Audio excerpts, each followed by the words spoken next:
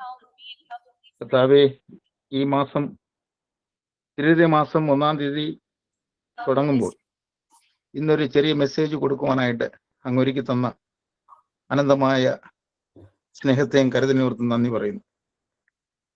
ഈ കൂട്ടായ്മയിൽ വിദേശത്തായിരിക്കുന്ന എല്ലാ മക്കളെയും ഈശോയെ സമർപ്പിക്കുന്നു. നിന്റെ കരുണ ഒഴുക്കണമേ എന്ന് പ്രാർത്ഥിക്കുന്നു. പക്ഷെ കന്യാകുമാരി മാതാവേ, നമ്മുടെ വണക്കമാസം കഴിഞ്ഞിട്ട് തിരുതേ മാസത്തിലേക്ക് പ്രവേശിക്കുന്ന ഈ പുണ്യ ദിവസത്തിൽ ഞങ്ങൾക്ക് എന്താണോ സ്വർഗം ആഗ്രഹിക്കുന്ന സന്ദേശം പരിശുദ്ധാത്മാവോടെ ലഭിക്കാനിരിക്കുന്നത് അത് തന്നെ ലഭിക്കുവാൻ തിരുളമാകണമേ. അടിയനെ അതിനായി താഴ്ത്തി സമർപ്പിക്കുന്നു. ഏറ്റെടുക്കണമേ.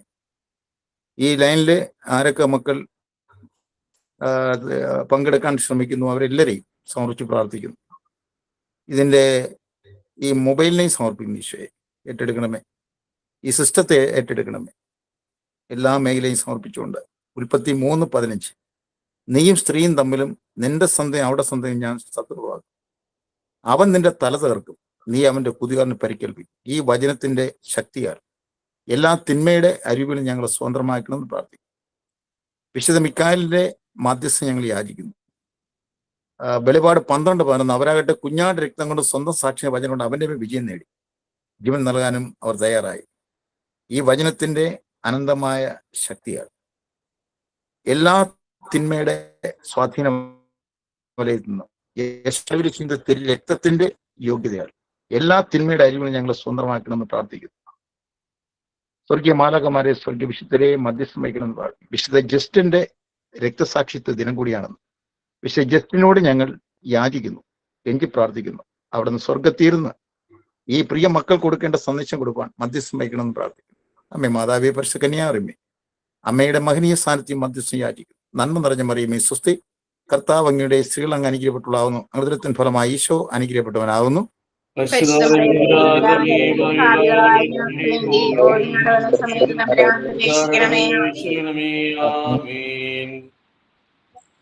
നന്മ നിറഞ്ഞ മറിയമേ സ്വസ്തി, കർത്താവ് അങ്ങയുടെ സ്ത്രീകൾ അങ്ങ് അനുഗ്രഹിക്കപ്പെട്ടുള്ളാവുന്നു. അനുഗ്രഹത്തിന് ഫലമായി ഈശോ അനുഗ്രഹിക്കപ്പെട്ടവനാകുന്നു.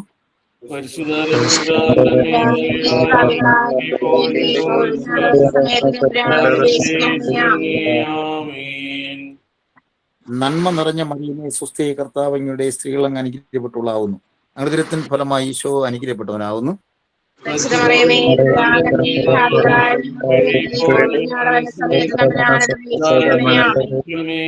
നമുക്കൊരു നിമിഷം കരങ്ങൾ ദൈവത്തെ സ്തുതിക്കാൻ പ്രിയുള്ളവരെ. ഹല്ലേലൂയ, ഹല്ലേലൂയ, ഹല്ലേലൂയ, ഹല്ലേലൂയ, ഹല്ലേലൂയ, ഹല്ലേലൂയ, ഹല്ലേലൂയ, ഹല്ലേലൂയ, ഹല്ലേലൂയ. ദൈവമേ ആരാധന, യേശു ആരാധന, പരിശുദ്ധാത്മാ ദൈവമേ ആരാധന, ആരാധന, ആരാധന. ഹല്ലേലൂയ, ഹല്ലേലൂയ, ഹല്ലേലൂയ, ഹല്ലേലൂയ, ഹല്ലേലൂയ, ഹല്ലേലൂയ. ജീവിക്കുന്ന കർത്താവേ അങ്ങയെ സ്തുതിക്കുന്നു, വാഴ്ത്തുന്നു, ആരാധിക്കുന്നു, മഹത്വം. ഹല്ലേലൂയ, ഹല്ലേലൂയ, ഹല്ലേലൂയ. അബ്ബാ പിതാവേ, യേശു പരിശുദ്ധാത്മാ ദൈവമേ സ്വർഗ്ഗത്തോളം ആരാധനയും സ്തുതിയും പോച്ച് സകല ചരാചരങ്ങൾ ചേർന്ന് സ്വർഗത്തോളം കരയേറ്റുന്നു. ആമേൻ, ആമേൻ, ആമേൻ. ഹല്ലേലൂയ, ഹല്ലേലൂയ, ഹല്ലേലൂയ. പ്രിയ സഹോദരങ്ങളെ, നമുക്ക് ദൈവം ഇന്ന് തന്നിരിക്കുന്ന ഒരു വചനം ആദ്യം ഞാൻ വായിക്കാം. ഞാൻ ആ സുവിശേഷപ്പെട്ടി എടുത്തു. അതൊരു വചനം തന്നു. യെശയ്യാ പ്രവാചകന്റെ പുസ്തകം 25-ാം അധ്യായം അതിന്റെ 8 തന്നത്. സകലരുടെയും കണ്ണുനീർ അവിടുന്ന് തുടച്ചു നീക്കും. ഇതാണ് കിട്ടിയ സന്ദേശം. ഒന്നുകൂടെ ആ വചനം വായിക്കുകയാണ്. യെശയ്യാ പ്രവാചകന്റെ പുസ്തകം 25-ാം അധ്യായം അതിന്റെ 8-ാം തിരുവചനം. സകലരുടെയും കണ്ണുനീർ അവിടുന്ന് തുടച്ചു നീക്കും. ഇത് കിട്ടിയപ്പോ എൻ്റെ മനസ്സിന്റെ ഉള്ളറയിൽ കോരിയിട്ട ചിന്ത, ഇവിടെ ജാതി മതഭേദമന്യേ, ഇവിടെ ക്രിസ്ത്യാനിറ്റി എന്നോ ഹിന്ദു എന്നോ മുസൽമാൻ എന്നോ സിഖർ എന്നോ പാസി എന്നോ ജൈൻ എന്നോ ഒരു വ്യത്യാസമില്ല. ഏത് ജാതി മതത്തിൽപ്പെട്ടവനായിരുന്നാലും, പെട്ട മകളായിരുന്നാലും മകനായിരുന്നാലും അവരുടെ കണ്ണുനീര് തുടച്ചു നീക്കും എന്ന് കർത്താവാണ് അരുളി ചെയ്യുന്നത്. അപ്പോൾ കർത്താവ് വാഗ്ദാനങ്ങൾ വിശ്വസ്തനാണ്. ഈ വചനം കിട്ടിയപ്പോൾ ആരെ കണ്ണീർ തുടച്ചു മാറ്റുന്നു? ആരാണെന്ന് ചോദിച്ചാൽ അത് കർത്താവ് തന്നെയാണ് തുടച്ചു മാറ്റുന്നത്. ലോകത്തിൽ ഒരു ശക്തിക്കും ഒരു പ്രസ്ഥാനങ്ങൾക്കും നമ്മുടെ നിരന്തരം ഒഴുക്കുന്ന കണ്ണീര് തുടച്ചു മാറ്റാൻ പറ്റില്ല. അതുകൊണ്ടാണ് യെശയ്യാ പ്രവാചകന്റെ പുസ്തകം 49:5 മുല കുടിക്കുന്ന കുഞ്ഞിനെ അമ്മയ്ക്ക് മറക്കാനാകും, പെറ്റമ്മ പുത്രനോട് കണ കാണിക്കാതിരിക്കും, അവൻ മറന്നാലും ഞാൻ നിന്നെ മറക്കില്ല എന്ന് പറഞ്ഞ് കർത്താവ് തന്നെയാണ് നമ്മുടെ കണ്ണീർ തുടച്ചു മാറ്റി. ഇന്ന് അനേക കുടുംബങ്ങൾ ഇന്ന് കണ്ണീർ കയറ്റിലാണ്. അപ്പോൾ ഈ കണ്ണീർ കണ്ട ദൈവം നമുക്കറിയാം. പഴയ നിയമത്തിലേക്ക് കടന്നു പോകുമ്പോൾ പുറപ്പാട് അനുഭവം നമ്മൾ നോക്കുമ്പോൾ ഫറവോയുടെ അടിമത്വത്തിൽ ഒരു ജനത കണ്ണീർ വാർത്ത് കിടന്ന ഒരു അനുഭവമുണ്ട്. അതായത് മോശയോട് കർത്താവ് പറയുന്ന കാര്യം, ഒരു ജനത്തിന്റെ യാതന കണ്ണുനീര് ദൈവം കണ്ടതുകൊണ്ട് മോശയെ ഒരു ഉത്തരവാദിത്വം ഏൽപ്പിക്കുകയാണ്. ആ ഉത്തരവാദിത്വം ഏൽപ്പിക്കുമ്പോൾ പറയാണ്, എൻ്റെ ജനത്തിന്റെ യാതന ഞാൻ കണ്ടു, അവിടെ നിലവിളി ഞാൻ കേട്ടു. അതായത് ഇസ്രായേൽ മക്കൾ ഒഴിച്ച കണ്ണുനീര്, യാതന, സങ്കടം കർത്താവ് കാണുകയും കേൾക്കുകയും അറിയുകയും ചെയ്തുകൊണ്ട് മോശയെ ഭരമേൽപ്പിച്ചുകൊണ്ട് അവരെ ആ അടിമത്വം സ്വന്തമാക്കാൻ ദൈവം ആഗ്രഹിക്കുകയാണ്. അപ്പോ മോശയെ ധൈര്യപ്പെടുത്തി സന്ദേശമായിട്ട് അയക്കുന്നതിന് മുമ്പേ അവരുടെ കണ്ണുനീര് തുടച്ചു മാറ്റുവാൻ വേണ്ടിയാണ്, അവിടെ അടിമത്വം അവസാനിപ്പിക്കാൻ വേണ്ടിയാണ്, അവിടെ സങ്കട കണ്ണുനീർ ഒപ്പിയെടുക്കാൻ വേണ്ടിയാണ് അവിടെ നിന്ന് മോശയെ അയക്കുന്നത്. അപ്പോ നീ പോയി ഈജിപ്തിലെ രാജാവായ ഫറവോയോട് ഇസ്രായേൽ മക്കളെ വിട്ടയക്കാൻ പറയുക. മോശ കർത്താവിനോട് പറഞ്ഞു. അത് പുറപ്പാട് 6-ാം അധ്യായം അതിന്റെ 11 തിരുവചനം. നീ പോയി ഈജിപ്തിലെ രാജാവായ ഫറവോയോട് ഇസ്രായേൽ മക്കളെ വിട്ടയക്കാൻ പറയുക. മോശ കർത്താവിനോട് പറഞ്ഞു, ഇസ്രായേൽ മക്കൾ പോലും ഞാൻ പറയുന്നത് കേൾക്കുന്നില്ല, പിന്നെ ഫറവോ കേൾക്കുമോ? പോയില്ലെങ്കിൽ, അതായത് ഇവിടെ സംഭവിക്കുന്നത്, മോശ അങ്ങോട്ട് സംസാരിക്കാൻ തുനിയ എന്ന് പറഞ്ഞു കഴിഞ്ഞാൽ ആ മോശയുടെ പരിമിതിയെ പറയുകയാണ്. അപ്പോ പോയെങ്കിൽ ഞാൻ സംസാരിക്കാൻ കഴിവില്ലാത്തവന്, മാത്രമല്ല പോരെങ്കിൽ സംസാരിക്കാൻ കഴിവില്ലാത്തൊരു വ്യക്തി കൂടിയാണ്, പിന്നെ ഞാൻ എങ്ങനെ പോകും? കർത്താവ് മോശയോടും അഹ്റോനോടും കൽപ്പിച്ചു, ഇസ്രായേൽക്കാരെ ഈജിപ്തിൽ നിന്ന് മോചിപ്പിക്കാൻ ഞാൻ നിങ്ങളെ നിയോഗിച്ചിരിക്കുന്നുവെന്ന് ഇസ്രായേൽ മക്കളോട് ഈജിപ്റ്റ് രാജാവായ ഫറവോയോടും പറയുക. മോശയുടെയും അഹ്റോന്റെയും പിതൃഗോത്രങ്ങളുടെ തലവന്മാർ ഇവരാകുന്നു. അപ്പോ അവിടെ തലവന്മാരുണ്ട് എല്ലാം ഉണ്ട്. എങ്കിലും ഭരമേൽപ്പി മോശയുടെ വിഘ്നം മാറ്റുന്നില്ല, പറഞ്ഞു പകരം അഹ്റോന് കൊടുത്തുകൊണ്ടാണ് ആ ദൗത്യത്തിലേക്ക് വിടുന്നത്. ഇവിടെ നമുക്ക് മനസ്സിലാക്കേണ്ടത്, ഒരു കണ്ണീർ തുടയ്ക്കാൻ ദൈവം ആഗ്രഹിക്കുന്ന ഒരു ജനത, ഒരു അടിമത്വത്തിൽ കഴിയുന്ന ഒരു ജനത, മരുഭൂമിയിലേക്ക് അവരെ ദൈവത്തെ ആരാധിക്കാനായിട്ട് വിട്ടുതരാനാണ് മോശയോട് പറയുന്നത്. നീ പോയി ചെന്ന് പറയണം, എൻ്റെ ജനത്തെ എന്നെ ആരാധിക്കാൻ പറ്റുന്നത്. പക്ഷേ 10 മഹാമാരികളിലൂടെ ദൈവത്തിന്റെ അത്ഭുത പ്രവൃത്തിയിലൂടെ ആ അവസാനം കടിഞ്ഞൂൽ പുത്രന്മാരെ സംഹരിച്ചുകൊണ്ട് ദൈവത്തിന്റെ കരം ഒരാൾ നീട്ടി പിന്നെ വിടുന്ന ഒരു രംഗം കാണും. ഞാൻ ഇവിടം കൊണ്ട് ആ ഭാഗം നിർത്തുകയാണ്. കാരണം ഇനി നമ്മൾ എടുക്കുന്ന മെസ്സേജ് എന്ന് പറയുന്നത്, ഈ കണ്ണീർ എവിടെയെല്ലാം നമ്മളിന്ന് കാണുന്നു. ഇന്ന് വ്യക്തി ജീവിതത്തിൽ എടുക്കുക, കുടുംബങ്ങളിൽ എടുക്കുക, ചില ജോലി സ്ഥലങ്ങളിൽ എടുക്കുക, ഇന്ന് പല സ്ഥലങ്ങളിലും ഇന്ന് കണ്ണീർ ഭയങ്ങൾ നമ്മൾ പലപ്പോഴും പലരുടെയും കുടുംബത്തിന്റെ അനുഭവങ്ങളുടെയും സാക്ഷ്യത്തിൽ നമ്മൾ കേട്ട് മനസ്സിലാക്കിയതുകൊണ്ടാണ് ഈ സന്ദർഭം ഇപ്പോൾ കർത്താവ് വചനമായി തന്നിരിക്കുന്നത്. അപ്പൊ നമ്മൾ ഈ കണ്ണീര് തുടച്ചു മാറ്റാൻ നമ്മൾ പല വഴികളും നമ്മൾ നോക്കി, ഒരുപാട് വഴികൾ അന്വേഷിച്ചു. ആരിലൂടെ എനിക്കൊരു സമാധാനം കിട്ടും, ആരിലൂടെ എനിക്കൊരു സന്തോഷം കിട്ടും, ആരിലൂടെയാണ് എനിക്ക് എൻ്റെ കുടുംബത്തിൻ്റെ അകത്ത് നേട്ടങ്ങൾ കൊയ്യാൻ സാധിക്കുന്നത്. പല വഴികളും നമ്മൾ നോക്കുമ്പോൾ അവസാനം നമുക്ക് കണ്ടെത്തുന്നത് കർത്താവിൽ തന്നെയാണ്. കാരണം ആകാശത്തിന് കീഴെ മനുഷ്യരുടെ ഈ രക്ഷയ്ക്കായി മറ്റൊരു നാമം നമുക്ക് നൽകപ്പെട്ടിട്ടില്ല. അത് കർത്താവിന്റെ നാമം തന്നെയാണ്, യേശു നാമം തന്നെയാണ്. അവന്റെ നാം വിളിക്കുമ്പോൾ തന്നെ ഒരു ആശ്വാസം ഉള്ളിൻ്റെ ഉള്ളിലുണ്ടാകും, ഒരു സമാധാനം ഉണ്ടാകും, ഒരു സന്തോഷം ഉണ്ടാകും. അവനാണ് ഏക രക്ഷകൻ, അവനാണ് പകരക്കാരനായി വന്നത്. നമ്മൾ ഏറ്റെടുക്കേണ്ട മുൾക്കിരീടം, നമ്മൾ ഏറ്റെടുക്കേണ്ടതായ ഈ ചാട്ടയടി, നമ്മൾ ഏറ്റെടുക്കേണ്ടതായ ഈ കാരും പാണികളുള്ള കുരിശിത്തറച്ചുള്ള ആ മുറിവുകൾ, നമ്മൾ ഏറ്റെടുക്കേണ്ടതായ ഹൃദയത്തില് കുത്തപ്പെട്ട ആ കുന്തുകൊണ്ട കുത്തുള്ള മുറിവ്, ഇതെല്ലാം നമ്മൾ ഏൽക്കേണ്ടതിന് ആ നമ്മുടെ പാവെല്ലാം യേശു ഏറ്റെടുത്ത് പകരക്കാരനായി മുറിവേറ്റെടുത്ത് നമ്മൾ രക്ഷിക്കുന്ന ഒരു വിഷയം നമുക്ക് കാണാൻ സാധിക്കും. അപ്പോൾ അതുകൊണ്ട് അവൻ തന്നെയാണ് നമ്മുടെ കണ്ണീർ ഒപ്പേണ്ടത്.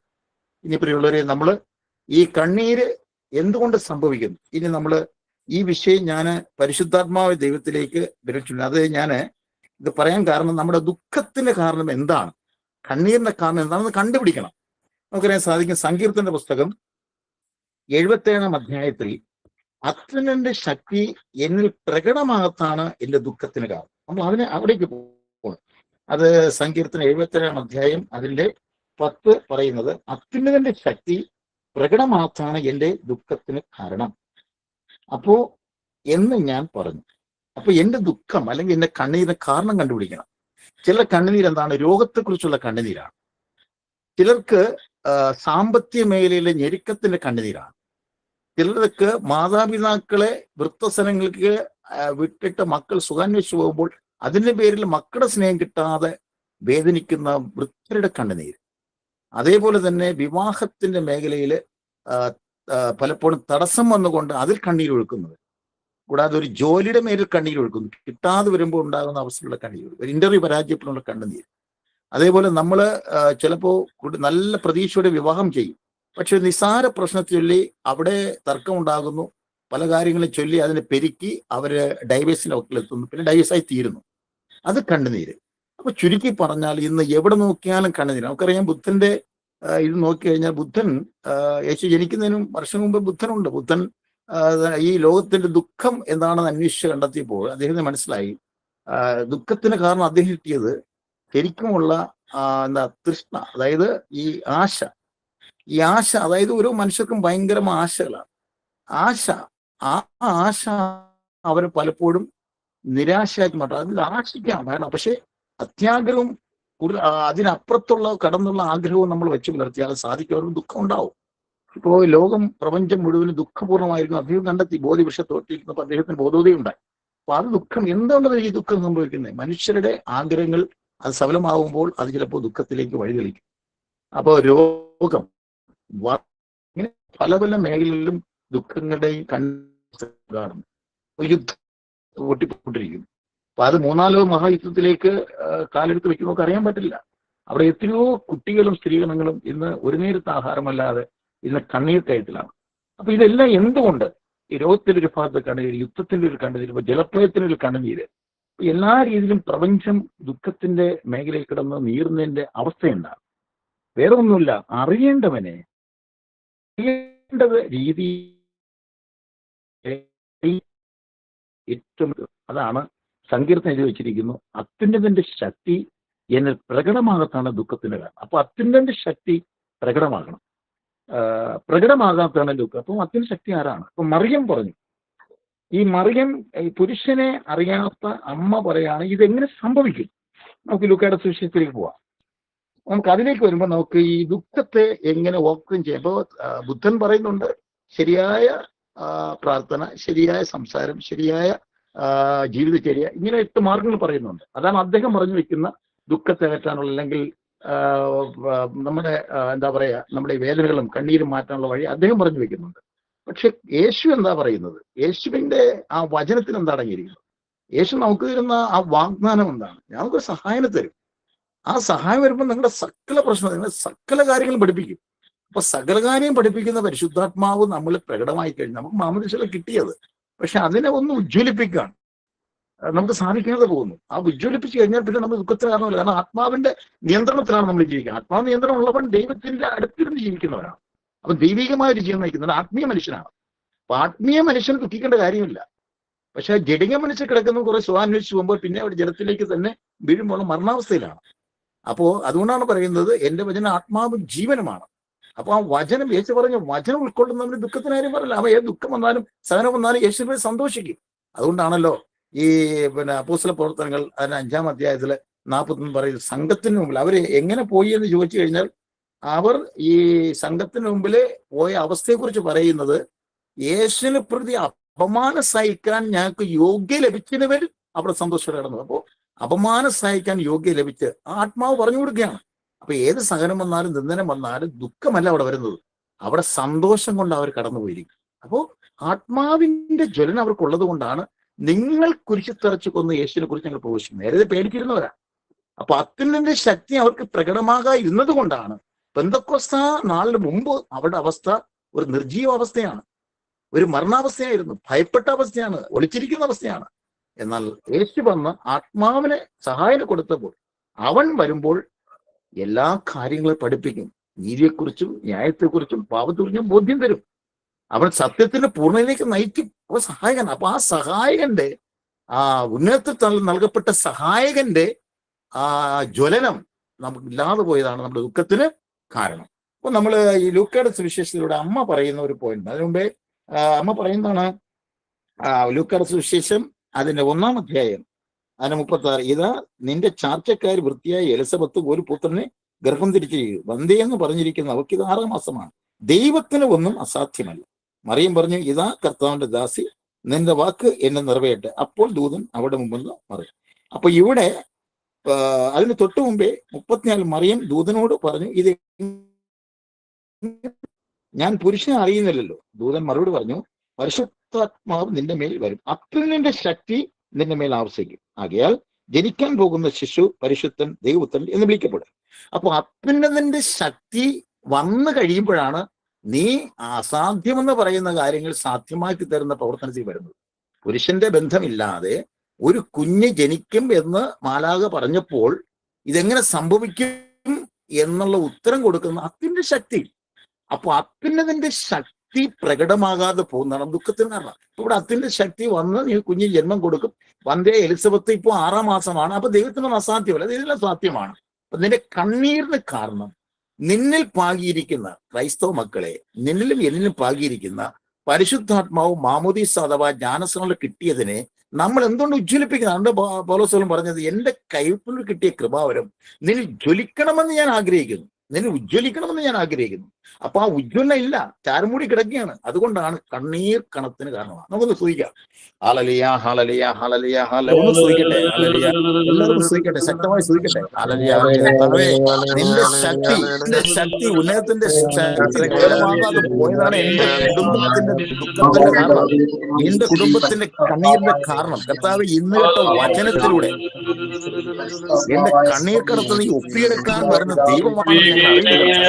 അതിന്റെ ശക്തി വരണം. ഈ കേൾക്കുന്ന മക്കളേക്ക്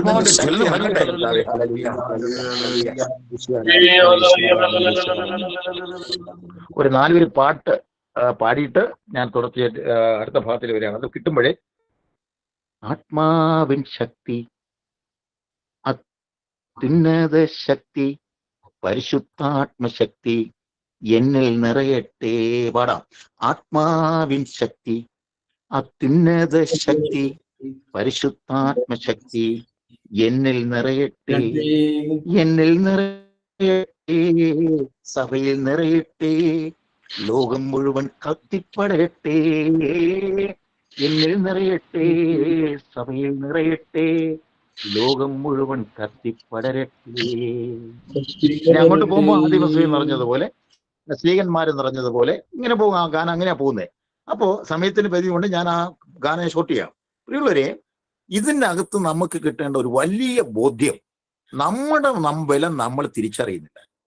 കാരണം അതുകൊണ്ടാണ് യാക്കോബ് ശ്ലീഹ അതിന്റെ 4-ാം അധ്യായം 5-ൽ ഒരു വചനമുണ്ട്, നിങ്ങളിൽ പാകിയിരുന്ന പരിശുദ്ധാത്മാവിനെ ദൈവം അസൂയയോടെ അഭിലഷിക്കുന്ന തിരുവെഴുത്ത് ഹൃദയാണെന്ന് നിങ്ങൾ അറിയുന്നുവോ.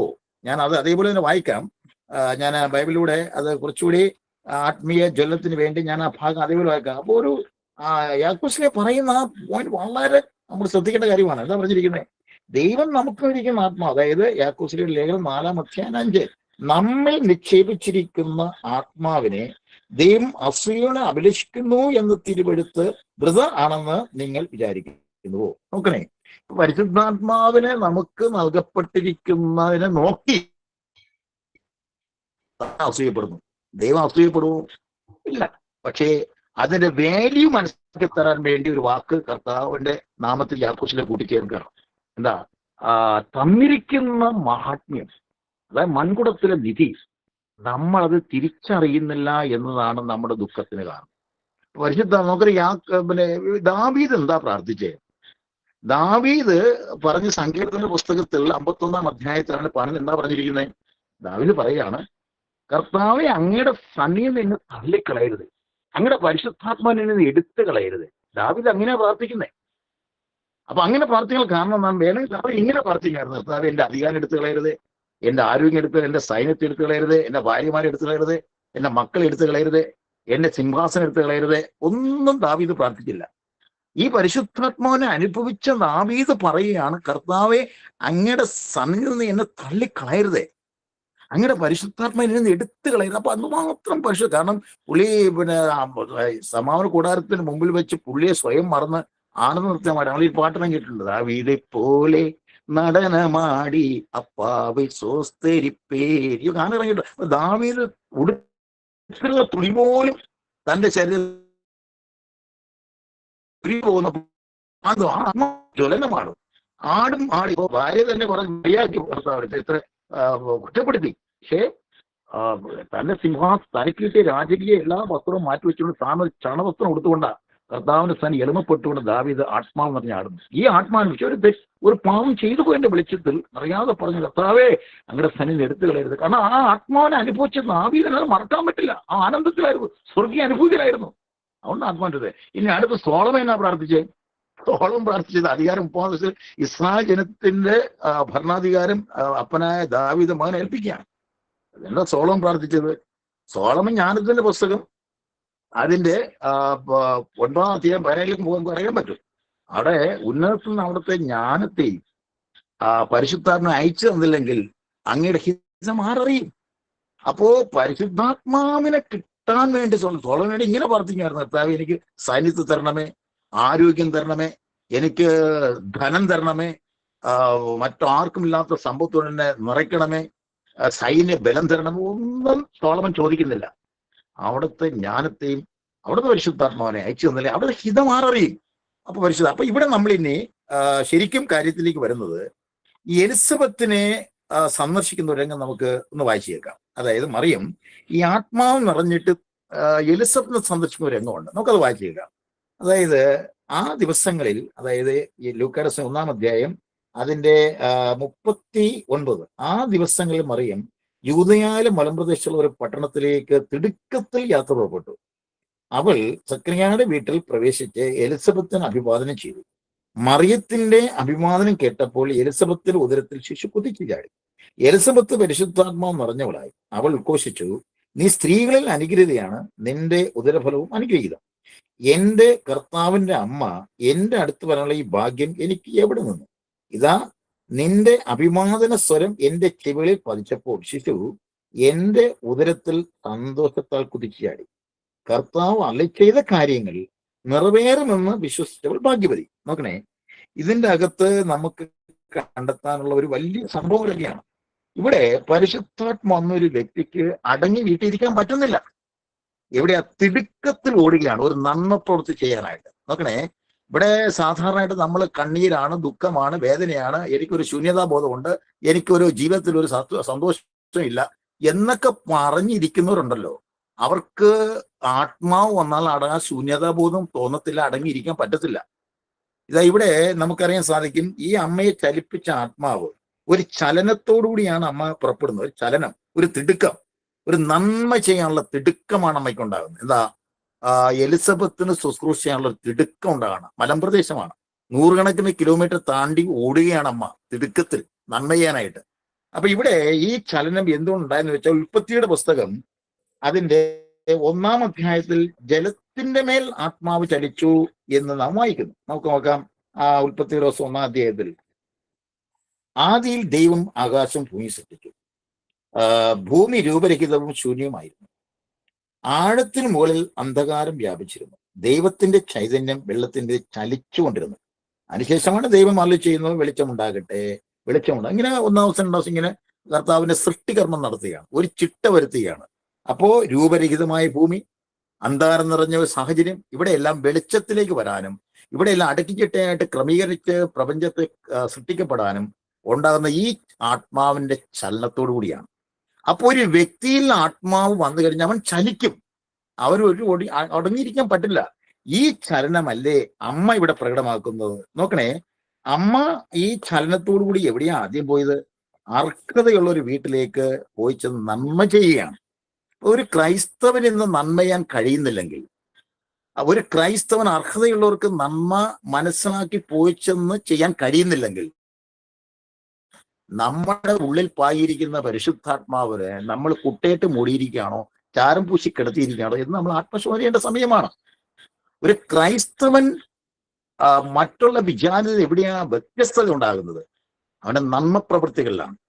അവൻ യേശുവിനെ കാണിച്ചു കൊടുക്കും. അവന്റെ ജീവിതം കൊണ്ട് യേശുവിനെ കാണിച്ചു കൊടുക്കുമ്പോഴാണ്. എത്ര പേരാ ക്രൈസ്തവങ്ങൾ ജീവിതം കൊണ്ട് യേശുവിനെ സുവിശേഷമായിട്ട് കാണിച്ചു കൊടുക്കുന്നത്? അവന്റെ സംഭാഷണങ്ങള്, അവന്റെ പെരുമാറ്റങ്ങള്, അവന്റെ നന്മ പ്രവൃത്തികള്. വളരെ ആത്മശോധന ചെയ്യേണ്ട കാലഘട്ടമാണിത്. ഇത് ദുഃഖപൂർണമാണ്, സങ്കടമാണ്, വേദനയാണ്, നിരാശയാണ്, എനിക്ക് ജീവിക്കണ്ട, എന്തൊരു ജീവൻ എന്ന് പറയേണ്ട കാണുന്ന ഒരു ക്രൈസ്തവൻ. അവൻ ഉള്ളിപ്പാകിരിക്കുന്ന പരിശുദ്ധാത്മാവിന്റെ ജ്വലനവും ചലനവും മനസ്സിലാകത്തുണ്ടല്ലോ. ഇതാ ചലിപ്പിക്കുകയാണ് അമ്മയെ. അമ്മ ചലിക്കുമ്പോൾ അമ്മ എന്താ ചെയ്തത്? ആ ജലത്തിനെ ചലിച്ച ആത്മ അമ്മയെ ചലിപ്പിക്കാണ്ട് തിടുക്കം കൂട്ടുകയാണ്. എന്ത് കാര്യത്തിനാ? നന്മ ചെയ്യുവാൻ. ഇനി എന്നാ പറ്റിയ അവിടെ അടുത്ത് കാണിച്ചിരിക്കുന്നത്, അവൾ സക്രിയയുടെ വീട്ടിൽ പ്രവേശിച്ച് എലിസബത്തിന് അഭിവാദനം ചെയ്തു. ഒരു വീട്ടിൽ ചെല്ലുമ്പോൾ നമ്മൾ സിനിമാ കഥകളോ മറ്റ് ഈ ചപ്പും ചോറും വർത്താനോ അല്ല പറയുന്നത്. ഒരു ആത്മാവെന്ന് പറഞ്ഞൊരു വ്യക്തി ദൈവത്തെ മഹത്വപ്പെടുന്ന കാര്യമാണ് ആദ്യം പറയുക. നമ്മൾ ഒരാളെ കാണുമ്പോൾ ആ വ്യക്തിയോട് ഈശോ മിശിഹായെ സ്തുതിയായിരിക്കട്ടെ എന്ന് പറയുന്ന സ്വരം ആദ്യം കൊടുക്കുമ്പോൾ അവിടെ യേശു സന്നിഹിതനാണ്, യേശുവിനെ മഹത്വപ്പെടുത്തുകയാണ്. അപ്പൊ അഭിവാദനത്തിന്റെ സ്വരം എവിടെ മുഴങ്ങുന്നു അവിടെ ആത്മാവിന്റെ ജ്വലനമുണ്ടാകും, ചലനമുണ്ടാകും. എന്നിട്ട് എന്നാ സംഭവിച്ചവിടെ?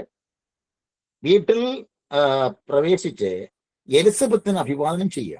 അവിടെ വേറെ കെട്ടിയതൊന്നും പറയാൻ പോയില്ല. ദൈവത്തിന്റെ നാമം പറയാണ്, ദൈവത്തിന്റെ സ്തുതി പറയാണ്, അഭിവാദനം ചെയ്യുകയാണ്. എന്നിട്ട് ഇതിനെ പറ്റി മറിയത്തിന്റെ അഭിവാദനം കേട്ടപ്പോൾ എലിസബത്തിന്റെ ഉദരത്തിൽ ശിശു കുതിച്ചു ചാടി.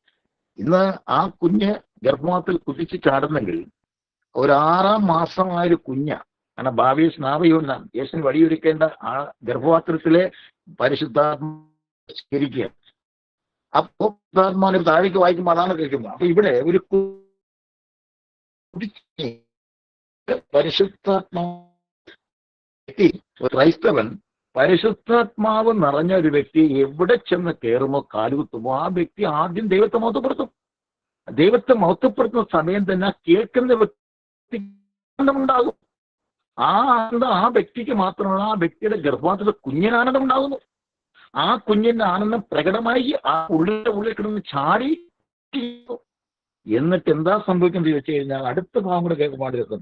അവൾ ഉദ്ഘോഷിച്ചു, നീ സ്ത്രീകളിൽ അനുഗ്രഹീതയാണ്. അപ്പോ ആത്മാവ് നിറഞ്ഞ വ്യക്തി വേറൊരു വീട്ടിലേക്ക് നന്മ ചെയ്യാൻ പോയപ്പോൾ അവരുടെ ആത്മാവ് ആ വ്യക്തി പ്രവേശിച്ചു. ആ വ്യക്തി ഇതാ അപ്പൊ നമ്മുടെ കുടുംബ ജീവിതത്തിൽ ഭർത്താവിനെ ഭാര്യയ്ക്ക് തിരിച്ചറിയണമോ? ഭാര്യയ്ക്ക് ഭർത്താവിനെ ഭാര്യയും തിരിച്ചറിയാൻ കഴിയുന്നുണ്ടോ? ക്രൈസ്തവ മക്കളോടെ ചോദിക്കുന്നത്. ഇവരുടേതായിട്ടുള്ള അവസ്ഥകളെ തിരിച്ചറിയാൻ കഴിയുന്നുണ്ടോ? ചില വീടുകളിൽ കുടുംബനാഥന് ഇപ്പൊ ചിലപ്പോൾ ജോലിയിലായിരിക്കാം, ചിലപ്പോൾ അവന്റെ അവസ്ഥ ഒരു രോഗാവസ്ഥയായിരിക്കാം. അത് മനസ്സിലാക്കിക്കൊണ്ട് അവൻ എന്നേക്കും ഉപേക്ഷിച്ച് കളഞ്ഞുകൊണ്ട് ആ വേറൊരു ബന്ധത്തിലേക്ക് പോകാനും അല്ലെങ്കിൽ അവനെ കൊണ്ട് തിരിച്ചറിവ് ഒരു വ്യക്തിയുടെ നന്മ കൊണ്ട് ആ നന്മയെ പ്രോത്സാഹിപ്പിക്കാൻ കുറവിലേക്ക് പോകാതെ നന്മയെ പ്രോത്സാഹിപ്പിക്കില്ല, ആ വ്യക്തി എങ്ങനെ ആനന്ദമുണ്ടാകും? ഇനി അടുത്ത കുടുംബങ്ങൾ തകരുന്നതിന്റെ പിന്നിൽ ആത്മീയത കണ്ണുകൊണ്ട് കാണാതെ ജഡിക മനസ്സോട് കാണുന്ന ഒരു വ്യക്തിക്ക് എപ്പോഴും പോരായ്മയെ പറയാൻ പറ്റുള്ളൂ, നന്മ പറയാൻ പറ്റത്തില്ല. ഇവിടെ എലിസബത്തിന് ആത്മാവ് നിറഞ്ഞപ്പോൾ അമ്മയുടെ നന്മയെ പറയാണ്. എന്താ അമ്മയുടെ നന്മ? കർത്താവിന്റെ അമ്മ. കണ്ടോ, തിരിച്ചറിയുകയാണ്. അപ്പൊ അതിന്റെ ശക്തി പ്രകടമാകുന്നവർക്ക് മാത്രമേ കൂടെയുള്ളവരെ തിരിച്ചറിയാൻ പറ്റുള്ളൂ. ഭർത്താവിനെ, ഭാര്യയെ, മക്കളെ, കുടുംബത്തിലെ അംഗങ്ങളെ, അയൽവാസികളെ, ഇടവക സമൂഹത്തെ, അവിടുത്തെ വൈദികരെ, കന്യാസ്ത്രീയെ, നമ്മുടെ ഇടവകയുടെ കൂട്ടായ്മകളെ, അവിടെ എങ്ങനെയാ നന്മ ചെയ്യേണ്ടത്? അതിന്റെ ഒരു ശരിയായ വഴിയിലേക്ക് വരും, ശരിയായ ബോധ്യത്തിലേക്ക് വരും. ഞാൻ ഈ ഇടവക സമൂഹത്തിൽ കൂട്ടായ്മ കുറിച്ച് വരുമ്പോൾ ഒരു ഡയലോഗ് പറയാതിരിക്കാൻ എനിക്ക് വയ്യ. നമുക്ക് ഈ കറക്റ്റുമായ ഡയലോഗാണ്. ഞാൻ ആദ്യത്തെ പരിശീലന ക്ലാസ്സിൽ ഞാൻ സൂചിപ്പിച്ചിട്ടുണ്ടായിരുന്നു. ഞങ്ങൾ ഇപ്പോൾ അത് പറയാൻ പ്രേരിക്കും 3 മിനിറ്റ്. അതെനിക്ക് ഞങ്ങളുടെ ഈ മിഷൻ പ്രവർത്തനത്തിന് ബീഹാർ, ഒറീസ, കൽക്കട്ട, ഡൽഹി, ഹരിയാന, ജാർഖണ്ഡ് ഇങ്ങനെയുള്ള സംസ്ഥാനങ്ങളിലേക്ക് ലോക്ക്ഡൌണിന് മുമ്പ് അച്ഛനോടൊപ്പമുള്ള ടീമായിട്ട് പോയി അവിടെ ഹിന്ദിയിൽ അവരെനിക്ക് ട്രെയിനിങ് തന്നതാണ്. POC വിറ്റ്നസ് മേഴ്സിയിലെ കീഴിൽ അവർക്ക് ഞങ്ങൾക്കൊരു ചെയ്യുന്നതാണ്. അപ്പൊ ഹിന്ദിയിൽ എങ്ങനെയാണ്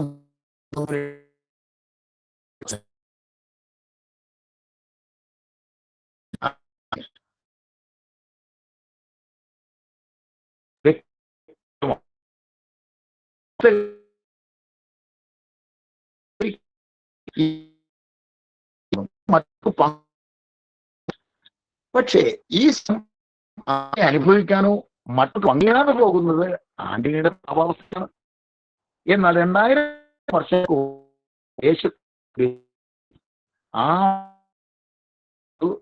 ബലിയുടെ മാറ്റി അതിന്ന് പൂർണ്ണമായി വിടുവിച്ചു. ആ രക്ഷ നമുക്ക് അനുഭവജ്ഞമായി. രക്ഷിച്ചു കഴിഞ്ഞ ആ രക്ഷ സ്വന്തമാക്കുന്ന യേശു കർത്താവാണ് അവരോട് ഏറ്റുപറയും. അവൻ മരിച്ചവരെ ഉയർത്തുന്ന ഈ ഹൃദയത്തിൽ അപ്പൊ അങ്ങനെ വരും നിനക്ക് വിശ്വാസം അവിടെ ഉണ്ടാകും. ഒരു മാനസാന്തര വിശ്വാസം നിനക്ക് വന്നു കഴിയുമ്പോൾ അവിടെ വാഗ്ദാനം ചെയ്ത പരിശുദ്ധാത്മാവ്, അതായത് റോമർ ലേഖനം 5:5 ആ 5:5 എന്ന വചനം എന്ന് പറയുന്നത് പ്രത്യാശ നിരാശനാക്കുന്നില്ല. കാരണം നമുക്ക് നൽകപ്പെട്ട പരിശുദ്ധാത്മാവിലൂടെ ദൈവത്തിന്റെ സ്നേഹം നമ്മുടെ ഹൃദയത്തിലേക്ക് ചൊരിയപ്പെട്ടിരിക്കുന്നു. അപ്പോ ഈ ആത്മാവ് നമ്മളിലേക്ക് വരുമ്പോൾ ദൈവസ്നേഹം നിറയുന്നു. അപ്പോ ആ ദൈവസ്നേഹം നിറയുമ്പോൾ നല്ലൊരു കുമ്പസാരം നടത്തിയിട്ടായിരിക്കും ഒരുപക്ഷെ നമ്മൾ അനുതാപത്തിലേക്ക് വരുന്നത്. അപ്പൊ ഒരു വിശ്വാസത്തിലേക്ക് വിശ്വാസം വർദ്ധിക്കുന്നു.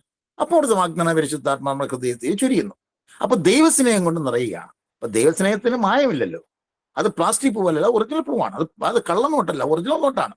അപ്പോൾ യഥാർത്ഥ കപട ക്രിസ്ത്യാനിയുടെ സ്ഥാനത്ത് നിന്നുകൊണ്ട് ഒറിജിനൽ ക്രിസ്ത്യാനിയെ മാറുന്നു. ഞാൻ ഇപ്പോൾ ക്ലാസ് എടുക്കുമ്പോൾ പറയാറുണ്ട്, ഒരു 3 ചോദ്യം ചോദിക്കും ആൾക്കാരുടെ. ഈ മുന്തിരി പിഴിഞ്ഞാൽ ഏത് ചാറ് കിട്ടും? അവർ പറയും മുന്തിരി ചാറ്. ഓറഞ്ച് പിഴിഞ്ഞാലോ? ഓറഞ്ച് ചാറ്. അപ്പോ നാരങ്ങ പിഴിഞ്ഞാലോ? നാരങ്ങ ചാറ്. അപ്പൊ ഏത് പഴത്തെയാണോ നമ്മൾ പിഴിയുന്നത് അതേ പേരിലെ ചാറാണ് നമുക്ക് കിട്ടുന്നത്. അപ്പൊ അങ്ങനെയാണെങ്കിൽ ക്രിസ്ത്യാനിയെ പിഴിഞ്ഞാൽ എന്ത് ചാറ് കിട്ടണം? ഉത്തരം പറയേണ്ട എന്താണ്? ഒരു മദ്യപാനിയുടെ കൂട്ടായ്മ ക്ലാസ് എടുത്തപ്പോൾ ഒരു അമ്മച്ചി വിളിച്ചു പറഞ്ഞു, ക്രിസ്ത്യാനിയെ പിഴിഞ്ഞാൽ മദ്യം കിട്ടുമെന്ന്. അപ്പൊ അദ്ദേഹത്തിന് ആ മദ്യത്തിന്റെ ലഹരിയിൽ ഒരു ഭർത്താവ് അദ്ദേഹത്തെ പീഡിപ്പിച്ച കാര്യങ്ങള് മനസ്സിലായവരൊക്കെ ഇരിക്കുക ക്ലാസ്സിൽ. ഈ ചോദ്യം വന്ന ഒരു അവസരമായി ഇത് പറയാനായിട്ട്. എന്ന് പറഞ്ഞാൽ കിട്ടേണ്ട ഉത്തരം ക്രിസ്തുവിന്റെ മൂല്യങ്ങൾ കിട്ടണം. എന്താണ് മൂല്യങ്ങൾ? പരിശുദ്ധാത്മാവിന്റെ ഫലങ്ങൾ തന്നെയാണ് മൂല്യം. സ്നേഹം, ആനന്ദം, സമാധാനം, ക്ഷമ, ദയ, നന്മ, വിശ്വസമയ, ആത്മസമയം, 9 ഫലങ്ങൾ. കാരണം വരങ്ങളും ദാനങ്ങളും കിട്ടിയെന്ന് പറഞ്ഞാൽ സ്വർഗത്തിൽ പോവില്ല. ഫലമില്ലെങ്കിൽ ഈ വരവും ദാനം കൊണ്ട് ഒരു പ്രയോജനമില്ല. ചിലർ പറയും, ഞാൻ പിശാചുകളെ ബഹിഷ്കരിച്ചു, ഞാൻ അങ്ങയുടെ നാമത്തിൽ പിശാചുകളെ ബഹിഷ്കരിച്ചു, ഞാൻ രോഗശാന്തി വരുത്തി. കർത്താവ് നിങ്ങളെ ഞാൻ അറിയത്തില്ലെന്ന് പറയുള്ളൂ. കാരണം നിന്നെ ഫലമില്ല. കാരണം അത്തിമരത്ത് ഇലയെല്ലാം വളരെ ഗംഭീരമായിട്ട് കണ്ടറിയാൻ നല്ല വൃക്ഷമാണ്, അതിന്റെ ഇലയൊക്കെ ഉണ്ട്. പക്ഷെ അത് വരങ്ങളും ദാനങ്ങളുള്ള ഇലകൾ ചൂടി നിൽക്കുകയാണ്, പക്ഷെ ഫലം കാണുന്നില്ല. അതുകൊണ്ടാണ് അത്തിമരത്തെ ശപിക്കുന്നത്. അപ്പൊ നിന്നിൽ സ്നേഹത്തിന്റെ ഫലമുണ്ടോ? നിന്നിൽ ക്ഷമയുടെ ഫലമുണ്ടോ? സ്നേഹം, ആനന്ദം, സമാധാനം നിന്നിൽ ഉണ്ടോ? അത് പ്രകടമാക്കാൻ നിനക്ക് പറ്റുന്നുണ്ടോ? നിങ്ങൾ ഈ ഫലങ്ങൾ പറിക്കാൻ പറ്റുന്നത് എങ്കിൽ മാത്രമേ നിങ്ങൾ ക്രിസ്ത്യാനിയുടെ ചാറെന്ന് പറഞ്ഞ ഇതാ. വരങ്ങളും ദാനം കിട്ടിയെന്ന് നമ്മൾ സ്വർഗത്തിൽ പോകുന്ന ആരും സ്വപ്നം കാണണ്ട. അവന് ഫലമില്ലെങ്കിൽ ഒരിക്കലും സ്വർഗം പറ്റില്ല. സ്വർഗം വേണമോ? ഈ ഫലങ്ങൾ പ്രകടമാകണം. അതാണ് പരിശുദ്ധാത്മാവ്, അതാണ് അത്യുന്നത ശക്തി. അത് പരിശുദ്ധാത്മാവാണ് നമുക്ക് തരുന്നത്. അത് നമ്മൾ രുചിച്ചറിയണം, അത് മറ്റുള്ളവർക്ക് പങ്കുവെച്ചു കൊടുക്കണം. ഇതാണ് പ്രിയമുള്ളവരെ, ഈ അത്യുന്നതന്റെ ശക്തി പ്രകടമാകാതെ പോകാൻ ദുഃഖത്തിന് കാരണം അത് പ്രകടമാകണം, മറ്റുള്ളവർക്ക് പ്രതിഫലിപ്പിക്കണം. ഇപ്പൊ ഒരു വൃക്ഷം നിൽക്കുന്നു, നമ്മള് തെങ്ങ്, നമ്മുടെ കേരളത്തിൽ തെങ്ങാണല്ലോ കൂടുതൽ. പക്ഷെ തെങ്ങുണ്ട്, പക്ഷെ തേങ്ങയില്ല. നമ്മൾ പറയും ഭയങ്കരമായിട്ട് ചൂടിക്കണം. അപ്പൊ ഞാൻ വന്നിരിക്കുന്ന ജീവൻ നൽകാൻ സമർത്ഥമായി നൽകുവാണ്. ജീവൻ ഉണ്ടായ പോരാ, സമൃദ്ധി വേണം. അതാണ് ഫലങ്ങൾ. ഒരു ക്രൈസ്തവന് ഈ ഫലങ്ങൾ പ്രകടനം, അത് ഭാര്യയോടാകട്ടെ, മക്കളാകട്ടെ, അല്ലെ ഭർത്താവിനാകട്ടെ, മരുമക്കളാകട്ടെ, അമ്മാവനാകട്ടെ, അമ്മാവിയോടാകട്ടെ, അയൽവാസികളാകട്ടെ, കൂട്ടുകാരാകട്ടെ, ജോലി സ്ഥലത്താകട്ടെ, എവിടെയായിക്കൊള്ളട്ടെ, നിന്നിൽ ഫലമുണ്ടെന്ന് ക്ഷമിക്കേണ്ട ഒരു കൃപയുണ്ടോ നിനക്ക്? ഇല്ലെങ്കിൽ പിന്നെ നമ്മളെന്ത് ക്രിസ്ത്യാനിയാണ്? യേശു കുരിശിൽ എന്നാ പറഞ്ഞേ? ഉള്ളം കാലും ഉച്ചവരെ അടിയേറ്റ് കിടക്കുകയാണ്, ഒരു മുട്ടുസൂചി കുത്താൻ ഇടമില്ല, 1 ഇഞ്ച് സ്ഥലം പോലും ബാക്കിയില്ല. എന്നിട്ട് പറയണ, പിതാവേ ഇവർ ചെയ്യുന്നെന്ന് ഇവർ അറിയുമ്പോൾ ക്ഷമിക്കണമേ. ഈ യേശുവിനെ ഇത് പ്രേരിപ്പിച്ച ആത്മാവ് ആരാ? പരിശുദ്ധാത്മാവാണ്. ഈ ക്ഷമയുടെ ഈ സ്വരം കുരിശി കിടന്നുകൊണ്ട് ഇന്ന് ഇഞ്ചിഞ്ചായിട്ട് മുറിവേറ്റ് അവസാനത്തുള്ള ചോരന്തിനും ചിന്തി കിടക്കുന്നു പറഞ്ഞു പോയനെന്താ? പിതാവേ, അപ്പുറപ്പുറത്തൊക്കെ ചീത്ത വിളിക്കുവാൻ 2 കള്ളന്മാരും. കാരണം അന്ന് കുരിശ് തറയ്ക്കുന്നവരെല്ലാം ഇവരെ പീഡിപ്പിച്ചത് നോക്കി കുരിശ് കിടന്നുകൊണ്ട് തെറി വിളിക്കുന്ന ഒരു ടൈം ഉണ്ടായിരുന്നു. അതാണ്. പക്ഷെ യേശു അതല്ല ചെയ്തത്. യേശുവിനെ വെച്ച ആത്മാവ് ഏതാണ്? ക്ഷമിക്കുന്ന ആത്മാവാണ്. ഈ ഫലം കാണണം. എന്റെ ഭാര്യയോട് നമുക്കറിയാം ഇൻഡോറിൽ സിസ്റ്റർ റാണി മരിയെ 53 കുത്തുന്നാണ് ഞാൻ കേട്ടത്. ശരിയായിട്ട് അറിയില്ല.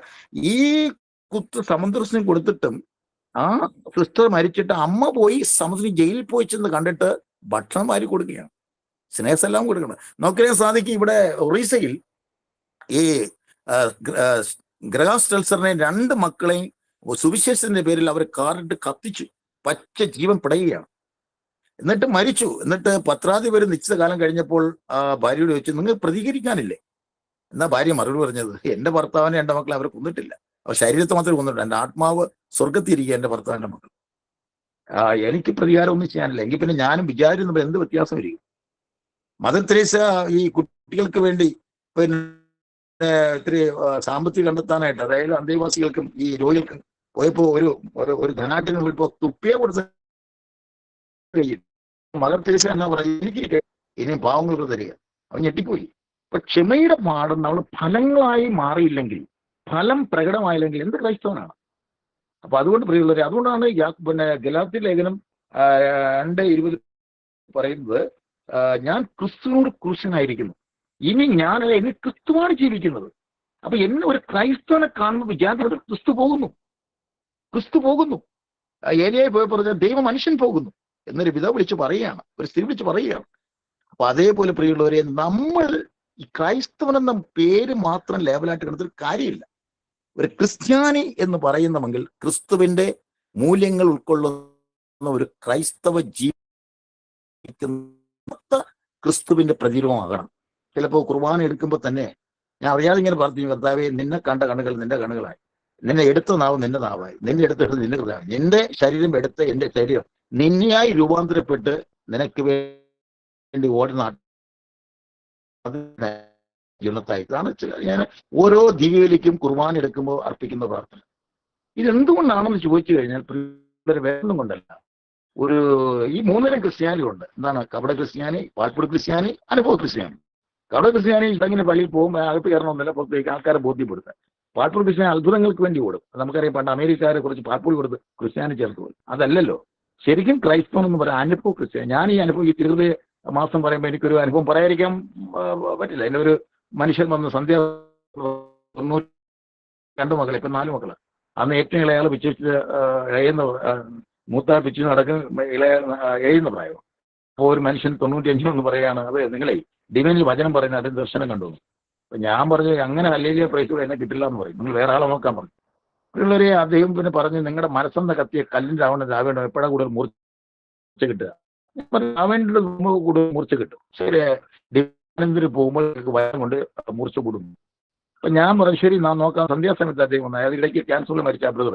അപ്പോൾ അദ്ദേഹം അയാൾ പറഞ്ഞ കാര്യം അന്യോക്തമായി. അത് 25 വർഷം കഴിഞ്ഞാണ് ഡിവൈന് ഞാൻ വചനം കൊടുത്തത്. അത് സാക്ഷ്യത്തിലൂടെ വചനം പറയാൻ 4 മിനിറ്റ് സമയം പനക്കലച്ചുണ എനിക്ക് കിട്ടി. അദ്ദേഹം പറഞ്ഞിട്ട് പോയ കാര്യം സാധ്യമാകുന്നത് ഈ കഴിഞ്ഞതിൻ്റെ അപ്പുറത്തെ ഒക്ടോബർ മാസത്തിലാണ് ഞാൻ അവർ പോയി സാക്ഷ്യം കൊടുത്തത്. അപ്പോൾ അത് അന്വർത്ഥമായി. അപ്പോൾ ഞാൻ അന്ന് ഈ മനുഷ്യൻ പോകുമ്പോൾ പറഞ്ഞിട്ട് പോകുമ്പോൾ അന്ന് നടന്നൊരു സംഭവം ഞാൻ പറയാം. കാരണം ഈ തിരുഹൃദയ മാസം ആയതുകൊണ്ട് ആ മേഖല പറയാതിരിക്കാൻ വയ്യ എനിക്ക്. അപ്പോൾ പതിവ് പോലെ ഞാൻ പ്രാർത്ഥനയ്ക്ക് ഒരു ചടങ്ങ് പോലെ പങ്കെടുക്കുമായിരുന്നു. ഈ കുടുംബത്തോടൊപ്പം പങ്കെടുത്തുകൊണ്ടിരുന്നപ്പോൾ മുട്ടുമേരുന്ന കരങ്ങൾ വിരിച്ച് തന്നെ ഞാൻ ദൈവമേ നീച്ചവിങ്ങ ഒരു പാട്ട് പാടിക്കൊണ്ടിരിക്കുമ്പോൾ ഒരു പ്രകാശം തിരുഹൃദയപ്പടത്തിന്റെ കണ്ണിൽ ആഞ്ഞടിക്കുന്നു. അന്ന് നടക്കുന്ന സംഭവം ഞാൻ മറിഞ്ഞു വീഴുകയാണ്. പ്രാർത്ഥന കഴിഞ്ഞിട്ട് ഭാര്യ ചോദിച്ചു, എന്ത് പറ്റി? ഞാൻ പറയും, പറ്റാനൊന്നുമല്ല, കർത്താവ് വന്നത്. അപ്പൊ മനുഷ്യരായിട്ട് വന്നതില്ല, കർത്താവിന്റെ മെസ്സേജാണ്. ഈ ആഴ്ചയിൽ തന്നെ മക്കളെ കൂടെ ഡിവൈൻ ധ്യാനം ഇതിൽ പോകണമെന്ന് പറയും. അങ്ങനെ പരിപാടി പോയി. പിന്നെ അവിടുന്ന് 95 മനസ്സാന്തരം ഉണ്ടായില്ല, 96 കാരണം മക്കളെ ശ്രദ്ധിച്ചതിൽ വചനം എനിക്ക് ഉൾക്കൊള്ളാൻ പറ്റിയില്ല. 97 ഒറ്റയ്ക്ക് പോകാനുള്ള പ്രചോദനം ഉണ്ടായി. ഞാൻ 97 ഒറ്റയ്ക്ക് പോയി. അവിടെ സ്നേഹ ബഹുമാനുള്ള ഡയറക്ടർ അച്ഛൻ ജോർജ് പനക്കിലച്ചൻ, ആ ധ്യാനത്തിൽ അന്ന് അദ്ദേഹം ഇപ്പം ഡയറക്ടറാണ്. വചനം പാവത്തെക്കുറിച്ച് ക്ലാസ് എടുത്തു. ഒരു വചനം എൻ്റെ ഹൃദയത്തിൽ വന്ന് പതിച്ചു. നമ്മുടെ വിശുദ്ധ ഫ്രാൻസിസ് സേവനെ മാറ്റിമറിച്ച ഒരു വചനം, ഒരുവൻ സർവ്വലവും നേടിയവൻ്റെ ആത്മാവസ്ഥ എന്ന് പറയും, മത്തായി 16 അത് ഇത് മാറ്റിമറിച്ചു. വിശുദ്ധ അഗസ്റ്റിനോസിനെയും വചനത്താൽ മാറ്റിമറിച്ചു. എന്നെ ഒരു വചനം തൊട്ടു. വചനം ഇതാണ്, യോഹന്നാന്റെ സുവിശേഷം 14:27, എൻ്റെ സമാധാനം ഞങ്ങൾക്ക് തന്നിട്ട് പോകുന്നു, എൻ്റെ സമാധാനം ഞങ്ങൾക്ക് നൽകുന്നു, ലോകം നൽകുന്നത് പോലെ ഞാൻ നൽകുന്നു, നിങ്ങൾ ഹൃദയം അസ്വസ്ഥമാണ്, നിങ്ങൾ ഭയപ്പെടേം വേണ്ട. ഇതാണ് എന്നെ സ്പർശിച്ചത്. കാരണം പരിശുദ്ധാത്മാവിന്റെ ഫലങ്ങൾ ഒന്നാണ് സമാധാനം. അതെന്റെ ഹൃദയത്തിൽ പരിശുദ്ധാത്മാവ് വന്നു എന്നർത്ഥം. അന്ന് തൊട്ട് ഞാൻ പുതിയ മനുഷ്യനായി. അതുകൊണ്ട് എന്നാ 27 വർഷം കൊണ്ട് ഇപ്പോൾ എൻ്റെ കർത്താവിന് വേണ്ടി ഞാൻ ഓടുന്നത്. അനേക ഇപ്പോൾ ഇവിടെ കുളച്ചൽ മുതൽ ഇങ്ങേറ്റം മാമ്പള്ളി വരെയുള്ള തീരദേശത്ത് ഒരു പലയിടങ്ങളിലും മക്കളെ കണ്ടെത്തി അവരെ വണ്ടിയിലാക്കി IMS ധ്യാന കേന്ദ്രം ആലപ്പുഴയിൽ കൊണ്ടുപോയി അവർ ധ്യാനിപ്പിക്കും. ഞങ്ങളൊരു 3 അച്ഛന്മാരുണ്ട്, ഞങ്ങളൊരു 4-5 പ്രദേശമുണ്ട്. മധ്യസ്ഥം വഹിക്കുന്ന 10,000-ത്തോളം കൊന്ത ചൊല്ലും. ഓരോ മാസവും 10,000-ത്തോളം കൊന്ത പല ഭാഗത്തും ചൊല്ലിയിട്ടാണ് ഈ ധ്യാനം നടക്കുന്നത്. അപ്പൊ അങ്ങനെ ഓരോ മക്കളുടെ അനുഭവം പറയാനുണ്ട്. പല ധ്യാനം ഞങ്ങൾ പോയി ഇത്രത്തോളം പാപത്തെ റിലേറ്റഡ് ഡീപ്പായിട്ടുള്ള ക്ലാസ് കിട്ടി ഈ ധ്യാന കേന്ദ്രത്തിൽ നിന്നാണ്. പറഞ്ഞു വരുന്നത്, ഈ ഡൈവേഴ്സ് കേസുകളാകട്ടെ, മദ്യപാനികളുടെ മന്ത്രവാദം പോകുന്ന ആൾക്കാരാകട്ടെ, തെറ്റായ ബന്ധങ്ങളാകട്ടെ, ആത്മഹത്യ കേസുകളാകട്ടെ, ഇങ്ങനെയുള്ള ധാരാളം കണ്ണീർ കയറ്റി കിടക്കുന്ന മക്കളെ അവിടെ നിന്ന് വിളിച്ചു വരുത്തി നീ അവിടെ പോയി വിജനദേശത്ത് വശീകരിക്കുക, എന്നിട്ട് അവർ വിജനദേശത്ത് കൊണ്ട് വശീകരിച്ച് കൊണ്ടുവന്ന് എന്നെ പഠിപ്പിക്കുക. അപ്പോൾ ഹോസേ പ്രവാചകന്റെ പുസ്തകം പറഞ്ഞ ആ ഒരു സംഭവം അത് തന്നെയാണ് ഇപ്പൊ ചെയ്തുകൊണ്ടിരിക്കും. മാസത്തിലൊരിക്കൽ ഇപ്പൊ ഈ വരുന്ന 9 തൊട്ട് 13 വരെ IMS ഇവരെ ഈ മക്കളെ എല്ലാം വിളിച്ച്, എന്നോടൊപ്പം 2-3 സഹോദരങ്ങളുണ്ട്, അവരെയൊക്കെ വിളിച്ച് വണ്ടി കയറ്റി കൊണ്ടുപോയി ധ്യാനിപ്പിച്ചു. പിന്നെ ഇപ്പോൾ 1.5 വർഷം കൊണ്ട് ആശുശ്രൂഷ നടന്നുകൊണ്ടിരിക്കുകയാണ്. മുദ്യ എന്ന് പറയുന്ന ഒരു ധ്യാന കേന്ദ്രത്തിൽ മദ്യപാനികൾ കൊണ്ട് അവിടെ ധ്യാനിപ്പിക്കാൻ വേണ്ടി രൂപതയുടെ കീഴിൽ നിന്ന് ശുശ്രൂഷ ചെയ്യാണ്. ഇങ്ങനെ ഒരു 10-27 വർഷം കൊണ്ട് കർത്താവ് ഈ ആത്മാവ് തന്നതിന് ശേഷം ഓട്ടമാണ്. നോർത്ത് ഇന്ത്യ, വിദേശ രാജ്യങ്ങൾ ജോലിക്കിടയിൽ തന്നെ കർത്താവ് കൊടുക്കുകയാണ്. അപ്പോ കാലുബന്ധം നായപ്പോലും ഓടവരിക്കാൻ പറ്റത്തില്ല. അതുകൊണ്ട് ചലിപ്പിക്കുന്ന ആത്മാവാണ്. അതുകൊണ്ട് മറിയം ഇവിടെ ചലിക്കുകയാണ്.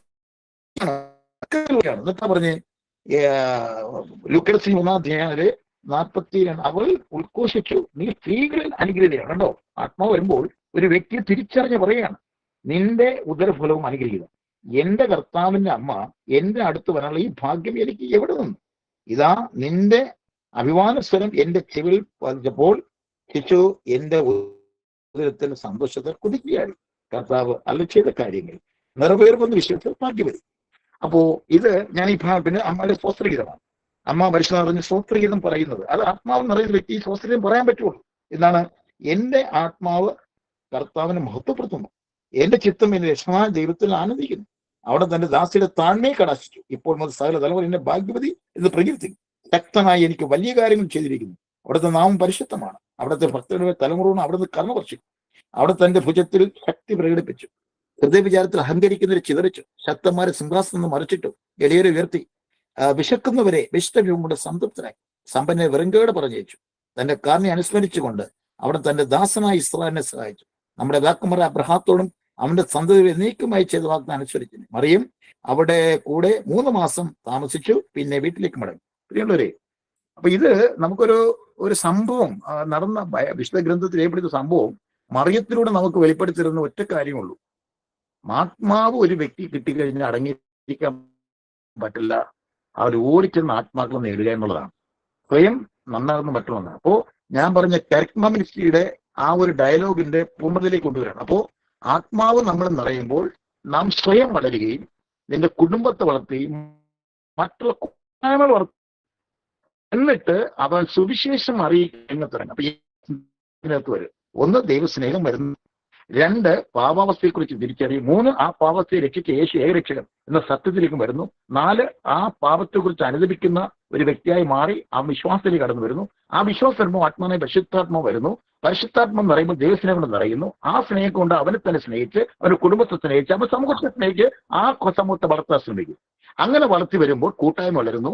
അങ്ങനെ അവൻ സുവിശേഷ ലോകത്തിരിക്കുന്ന 7ാം നിത്യസത്യം. അപ്പോ 1 ദൈവസ്നേഹം, 2 പാപാവസ്ഥ, 3 യേശു ഏകരക്ഷകൻ, 4 മാനസാന്തരം, 5 പരിശുദ്ധ, 6 കൂട്ടായ്മ, 7 സുവിശേഷ പ്രഘോഷണം. ഇത്രയും കഴിഞ്ഞപ്പോ അവൻ ഈ ലോകത്ത് വിടുമ്പോൾ കർത്താവായ ദൈവം തന്റെ പ്രിയപുത്രനായ യേശുവിലൂടെ അവനെ എവിടേക്ക് വിളിക്കുന്നു?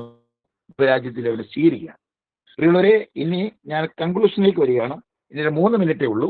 കൺക്ലൂഷൻ വേറെ ഒന്നുമല്ല, നമുക്ക് പാപിയിരിക്കുന്ന പരിശുദ്ധാത്മാവ്. നമുക്കറിയാം, ഉണങ്ങി വരേണ്ട അസ്ഥികളെടുത്ത് വചനം പറഞ്ഞപ്പോൾ ആ അസ്ഥികളുമായിട്ട് വിദേശത്തെ പുസ്തകം 37-ാം അധ്യായം.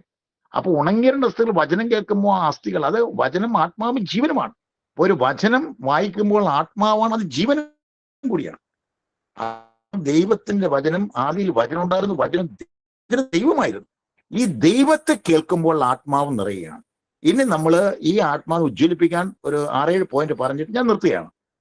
പ്രിയമുള്ളവരെ, ആത്മാവിനെ ഉജ്ജ്വലിപ്പിക്കുവാൻ, അതായത് നമുക്ക് ഭാഗ്യം ആത്മാവിനെ ഉജ്ജ്വലിപ്പിക്കാൻ ഒരു 8 കാര്യങ്ങളിലൊന്ന് പ്രാക്ടീസ് ചെയ്താൽ മതി. അത് ചെയ്യുമ്പോൾ ഉജ്ജ്വലിച്ചോളും.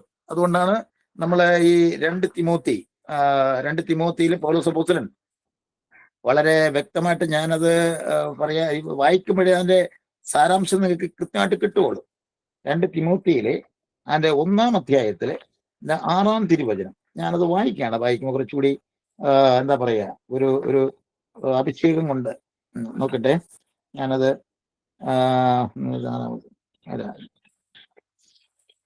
ക്ഷമിക്കണം, 2 തിമോത്തി അതിന്റെ 1-ാമത്തെ 6 2 തിമോത്തി 1-ാമത്തെ 6. എന്റെ കയ്യൊപ്പിലൂടെ നിനക്ക് ലഭിച്ച ദൈവിക വരം വീണ്ടും ഉജ്ജ്വലിപ്പിക്കണമെന്ന് ഞാൻ നിന്നെ അനുസ്മരിപ്പിക്കുന്നു. കണ്ടോ, നമുക്ക്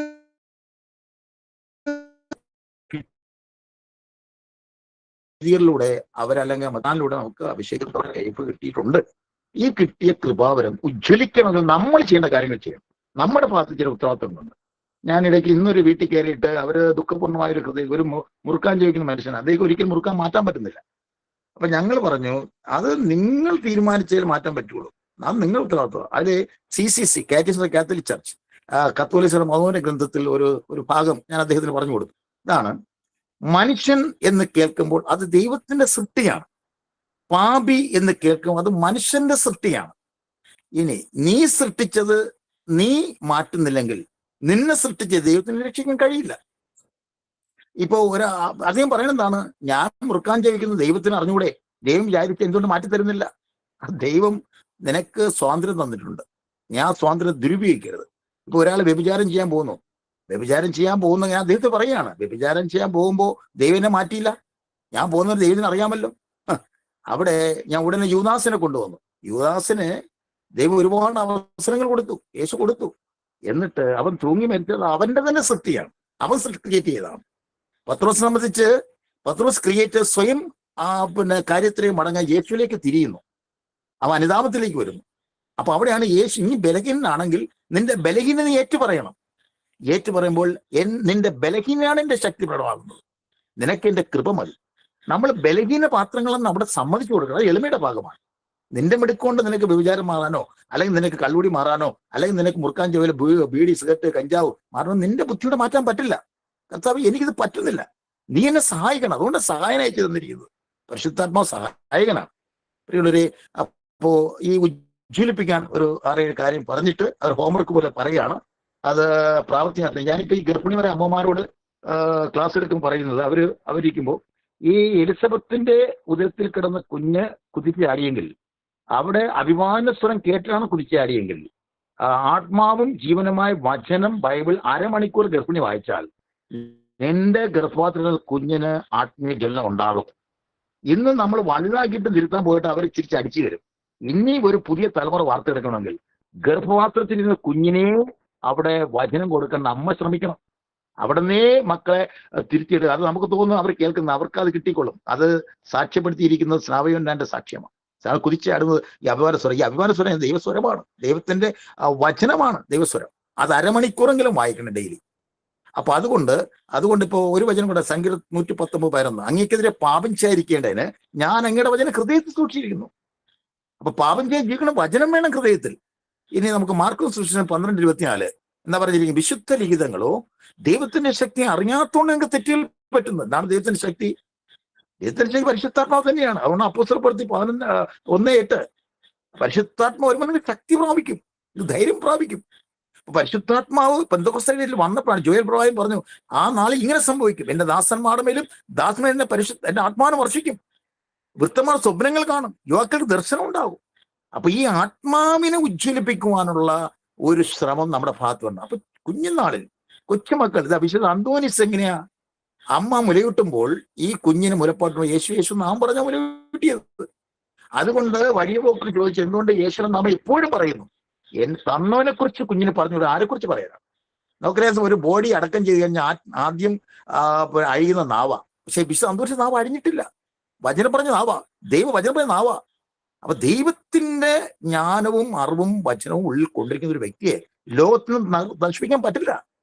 അതുകൊണ്ട് പ്രിയമുള്ളവരെ, അതിൽ ഒന്ന് ജലിപ്പിക്കാൻ വേണ്ടി, കാരണം താമസിച്ചാണ് തുടങ്ങിയത്, അതുകൊണ്ട് 5 മിനിറ്റ് കടമെടുത്ത് ഇതിനോട് ക്ഷമിക്കണം. കാരണം താമസിച്ച് നമ്മൾ 1/4 മണിക്കൂർ താമസിച്ചു, എന്നാലും 5 മിനിറ്റ് ആണ് എടുക്കുന്നത്. ഇത്രയേ ഉള്ളൂ. നമുക്ക് പ്രാക്ടീസ് ചെയ്യാനുള്ള ഒരു 6-7 കാര്യങ്ങളുണ്ടെങ്കിൽ ഉജ്ജ്വലിക്കും. ഒന്ന്, വ്യക്തിപരമായ പ്രാർത്ഥന. യേശു പറഞ്ഞില്ലേ, പ്രലോഭനങ്ങളിൽ അകപ്പെടാതിരിക്കും ഉണർന്നിരുന്ന് പ്രാർത്ഥിക്കണം. രാത്രി എന്ന് പറയുന്നത് നമ്മുടെ വിഷയം. നമുക്ക് സമയം കറക്റ്റ് മാർപ്പാപ്പ 24 മണിക്കൂറാണ്, നമുക്ക് 24 മണിക്കൂറാണ്.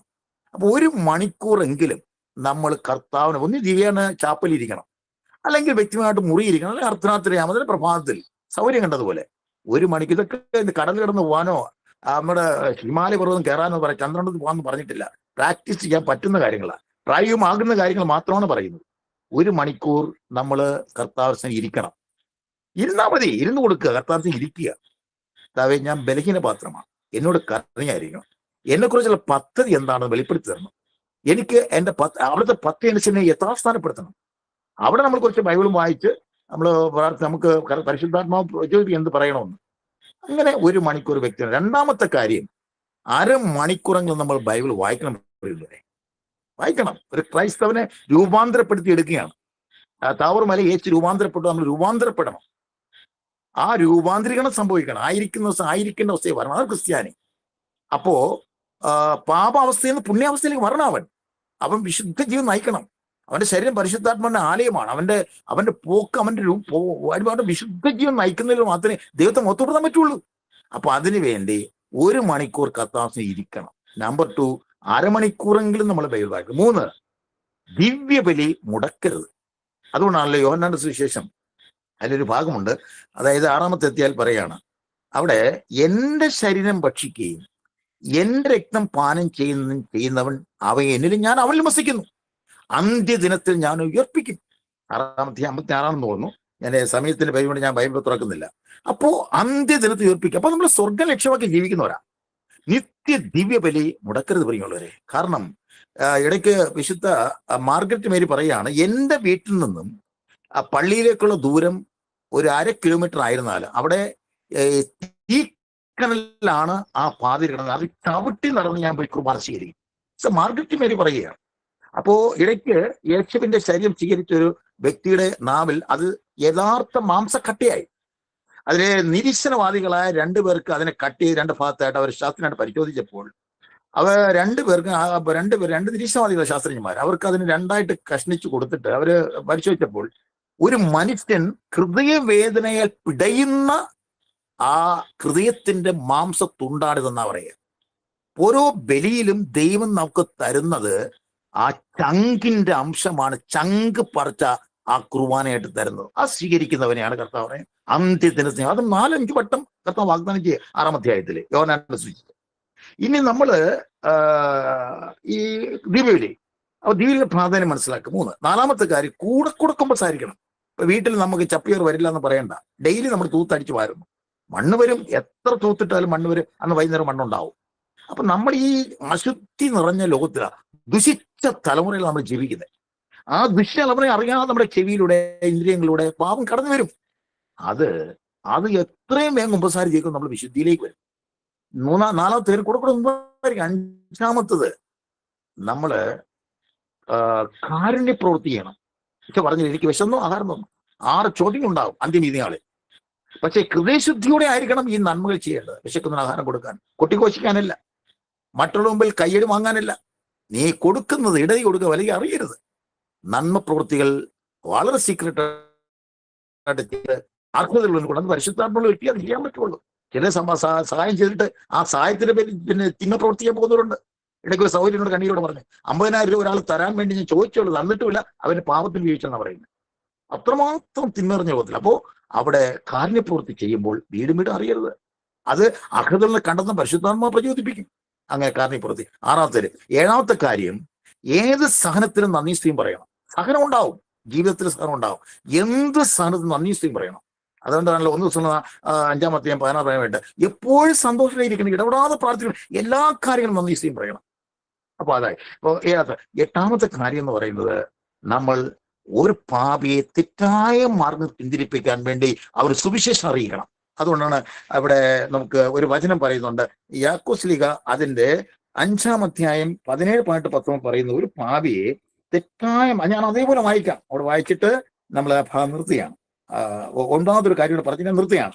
വളരെ യാക്കോബ് ശ്ലീഹ പറഞ്ഞിരിക്കുന്ന ഒരു ഭാഗം, അതായത് 5-ാം അധ്യായം 5-ാം അധ്യായത്തില് അതിന്റെ 17 നിങ്ങളിൽ ഒരു മിനിറ്റ്, 5-ാം അധ്യായത്തില് അതിന്റെ 19. എന്റെ സഹോദരരെ, നിങ്ങൾ ഒരാൾ സത്യത്തിന് വ്യതിചലിക്കുകയും അവനെ വേറൊരാൾ തിരിച്ചു കൊണ്ടുവരികയും ചെയ്യുന്നുവെങ്കിൽ പാപിയെ തെറ്റായ മാർഗത്തിൽ പിന്തിരിക്കുന്നവൻ തന്റെ ആത്മാവിനെ മരണത്തിന് രക്ഷിക്കുകയും തന്റെ നിരവധിയായ പാപങ്ങൾ തുടച്ചു മാറ്റുകയും ചെയ്യുന്നു നിങ്ങൾ അറിഞ്ഞുകൊള്ളുവൻ. അപ്പോ ഒരു വ്യക്തി കള്ളുകുടിയനാകട്ടെ, അവൻ ഏത് സാഹചര്യത്തിലും വീണുപോയി. കാരണം 99 നേരെ വിട്ടിട്ടാണ് ഒന്ന് ഉള്ളിൽ ഉടക്കിക്കിടന്നതിന് ഇടയും തിരക്കിപ്പോയത്.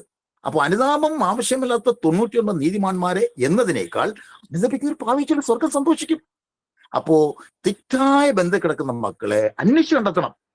അവന്റെ സാഹചര്യങ്ങളാണ് അവനെ വീഴ്ത്തിയത്, തിന്മയുടെ ശക്തി അടിമയാക്കിയത്. അതുകൊണ്ടാണല്ലോ 2 തിമോത്തി 2:26 സാത്താന്റെ ഇഷ്ടം നിർവഹണത്തിന് വേണ്ടി അവരെ അടിമകളാക്കിയിട്ടെങ്കിലും അവർ സുബോധം വീണ്ടെടുത്ത് തിരിച്ചു വന്നേക്കാം. സുബോധം വീണ്ടെടുത്ത് വന്നേക്കാം.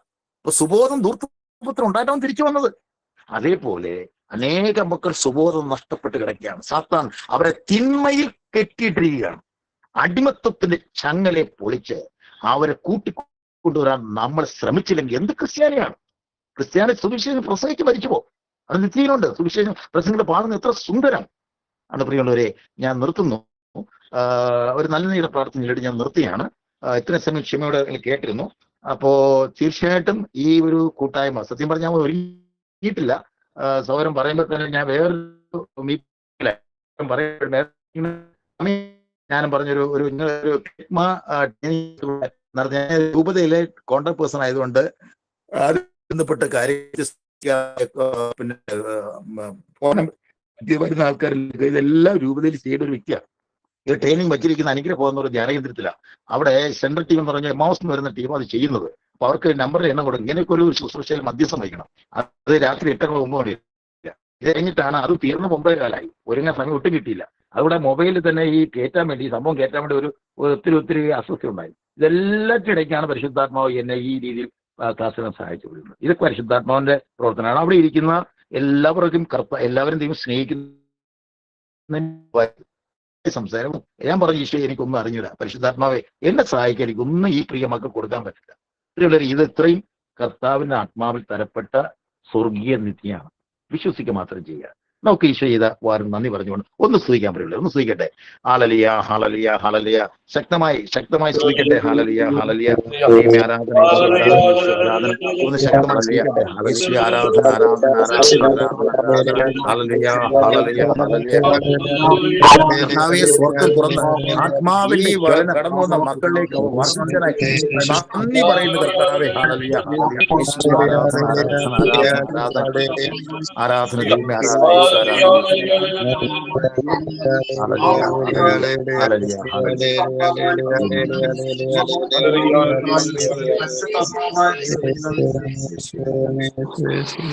നന്മ നിറഞ്ഞ മറിയമേ സുസ്ഥി, കർത്താവ് അങ്ങയുടെ സ്ത്രീകൾ അങ്ങ് അനുഗ്രഹിക്കപ്പെട്ടുള്ളാവുന്ന അങ്ങയുടെ ഫലമായി ഈശോ അനുഗ്രഹിക്കപ്പെട്ടവരാകുന്നു.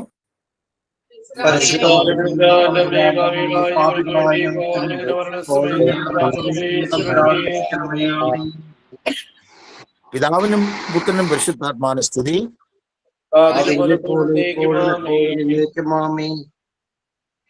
അപ്പോ സഹോദരങ്ങളെ, നിങ്ങളെ സമയത്ത് ഞാൻ അല്പം വ്യതിചരിച്ചെന്ന് പറഞ്ഞാൽ ഇല്ല. കാരണം ലേറ്റായിട്ട് തുടങ്ങി, അല്പം അങ്ങോട്ട് പുറകോട്ട് എടുത്തേ ഉള്ളൂ. ഇങ്ങോട്ട് എടുത്തേ ഉള്ളൂ. അപ്പോ അതായിരുന്നാലും എന്തെങ്കിലും ഇത്രയും സമയം കൊണ്ട് ഒരാത്മാവെങ്കിലും അതിനകത്ത് ഫലം അണിഞ്ഞിട്ടുണ്ടെങ്കിൽ ഈ സമയം ചിലവാക്കിയത് സ്വർഗം സന്തോഷിക്കുന്നു ഞാൻ വിശ്വസിക്കുന്നു. Praise the Lord. ഹല്ലേലൂയ.